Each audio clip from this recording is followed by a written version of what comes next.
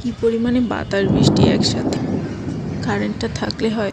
মাছ প্রায় হলো, গোটা রসুনটা দেব, ডিম ছাড়া আবার চলবে না আজকে এই ঠান্ডার মাঝে, বছরে এই প্রথমবার। নমস্কার, কেমন আছেন সবাই? শিমুস রুটিনের আরও একটা ভিডিওতে আপনাদের সবাইকে স্বাগত জানাই।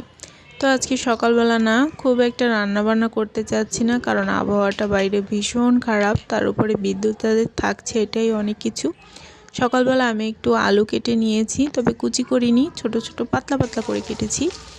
এরপরে একটু হলুদ লবণ দিয়ে আমি এটাকে ভাজি করে নেব। ভাজি করতে করতে কিছু রসুনও ছুলে নিয়েছি, সেটাও দিয়ে দেব।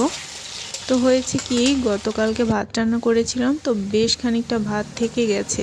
এবারে ভাতগুলো তো আর নষ্ট করা যাবে না, তো ভাবলাম জল দিয়ে রাখি, যেহেতু ফ্রিজে রাখা ভাত আমার ঘরে কেউ গরম করলে খায় না, তার উপরে মা বাবাও আমার কাছে আছে, ভাবলাম সকালবেলা ওই ভাতটাই খেয়ে নেব। আর বাবা যেহেতু মাঝের মধ্যে রুটি খায়, তো বাবাকে রুটি করে দেব। আর যে ভাত আছে আমার মায়ের হয়ে যাবে, ছেলের বাবা বাড়িতে নেই। তো এখানে ডিম ভাজি আলু ভাজি করে নিয়েছি, আর এই হচ্ছে ভাত। সকালবেলা আজকে এতেই চলবে, তো আমার জন্য আর ছেলের জন্য নিয়ে নিলাম। সকালবেলা তো এই জল ভাত অল্প অল্প করে খেলেই হয়ে যাবে, এরপরে দুপুরে একবারে রান্না করব। তো তাও তাড়াতাড়ি করে হলো না, কারণ আজকে আবার দুপুরে কারেন্টটা যাচ্ছে আসছে, খুবই সমস্যা।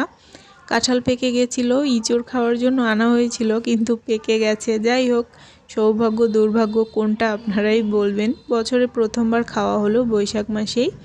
তো কাঁঠালগুলো তুলে নিয়ে আমি এখানে গরম গরম ভাত বসিয়ে দিয়েছিলাম ভর্তা দিয়ে, আর সাথে ছিল পোয়া মাছের পাতুরি। পাতায় ভাজা মাছটা আমার কিন্তু খেতে বেশ ভালো লাগে। এই ছিল আজকে, আর বেশি কিছু রান্না হলো না, এতেই আজকে সারা দিন চলে যাবে আর কি। তো চলো স্নান ধান করিনি, এবারে করিনি।